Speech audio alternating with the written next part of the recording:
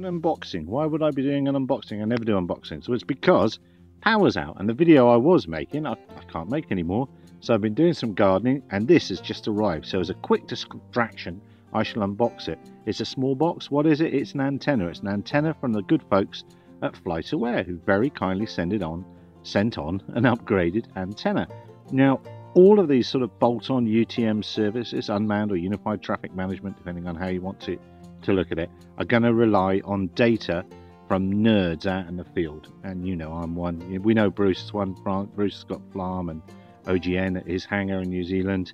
I've got FLARM, OGN, and several ADSB receivers here, and they're all piping into people like FlightRadar 24, PlaneFinder, and FlightAware in this case.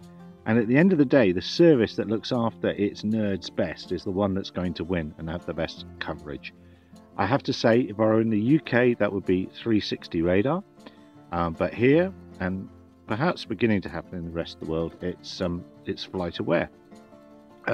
So I'm going to open the box. You can see I haven't got a tripod or anything, and we'll see what their upgraded antenna looks like.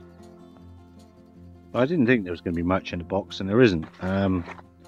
So this is the antenna that got up on the roof. Let's put that in the sun. What's it say on here? It says 1090 GPS antenna. Okay, jet vision.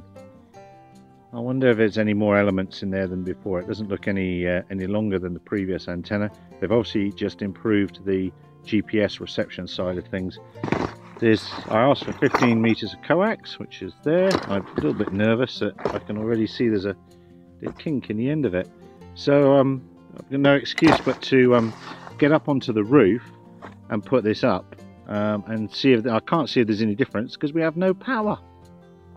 I don't know if you can see that, but the coax says RF100 low loss 50 ohm, made in Italy.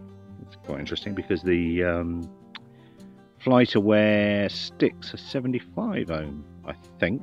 But this is going into one of their feeder and into one of their boxes, so that won't make so much a difference. Okay, so it's only been installed for a couple of days. Not seen a huge leap in range or anything like that. But it's new and it works, so that's fine.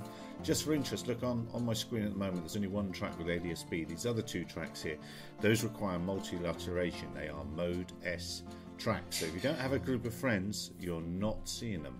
Those will not appear on your screen.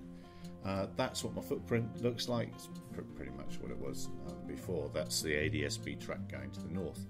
Now, if you have a group of friends, what you can do is you can pull all your data into one place, as we have done here, onto our own server, and then once you've done that, you can then forward that or give yourself an address to talk to in Mission Planner. So there's all the tracks currently on Mission Planner where I'm wanting to fly. Really, most of those are airliners, and the low-level stuff is what we need. You can get yourself a free receiver if you are somewhere in the world where they don't have a lot of coverage. So go to FlightFeeder for FlightAware or PlaneFinder. Those would be my two choices at the moment if you're going to get your own.